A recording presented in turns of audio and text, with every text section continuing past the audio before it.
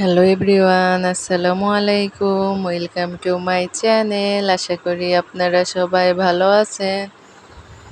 আমরাও আল্লাহ তাআলার অশেষ রহমতে ভালো আছি। এই যে আজকে ছোট্ট একটা ব্লগ শেয়ার করছি, কারণ ভিডিও করা নেই। এই যে এখানে আমি হালিম রান্না করেছি, তার জন্য যে পেঁয়াজ বেরেস্তা করে উঠিয়ে রেখে দিলাম।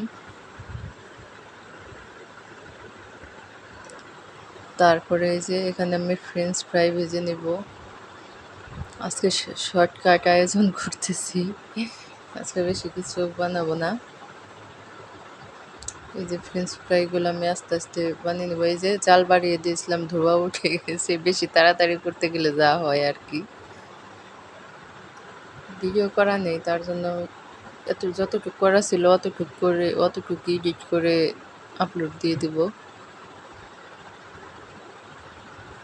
এই যে আমি একবার ভেজে উঠিয়ে নিয়েছি, এই যে আরেকবার ভেজে নিলাম। তারপর ওই যে এখন আবার আরেকবার দিয়ে দিচ্ছি, তারপরে তুলে নিব।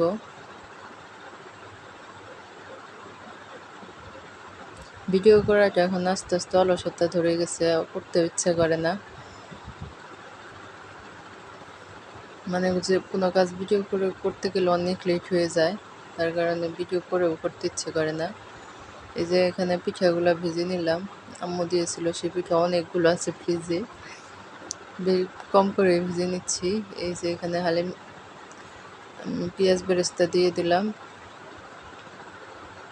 ডেকোরেশন করে নিব। প্লিজ আমার ভিডিওটি যদি ভালো লাগে একটি লাইক দিবেন, সুন্দর একটি কমেন্ট করতে পারেন। চাইলে আমার চ্যানেলটি সাবস্ক্রাইব করে আমার পাশেই থেকে যেতে পারেন। আজকের পরোটার নান কোনো কিছু বানাইনি, এগুলো শুধু হালিম, ফ্রেঞ্চ ফ্রাই, পিঠা এগুলাই।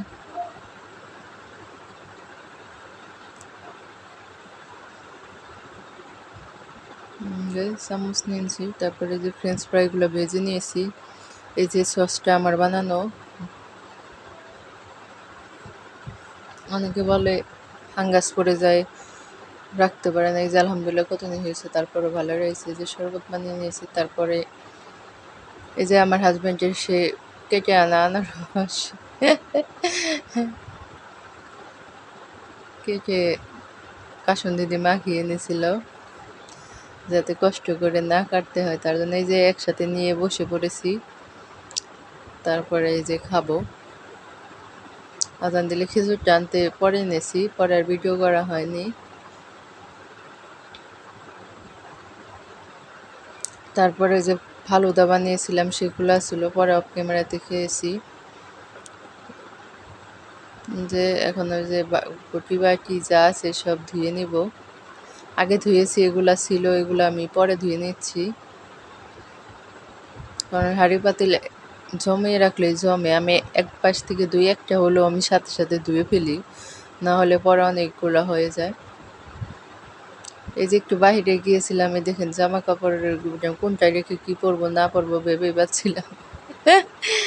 এখন এগুলো আবার বাস করবো। সবাই ভালো থাকেন, সুস্থ থাকেন। আল্লাহ হাফিজ, আসসালামু আলাইকুম।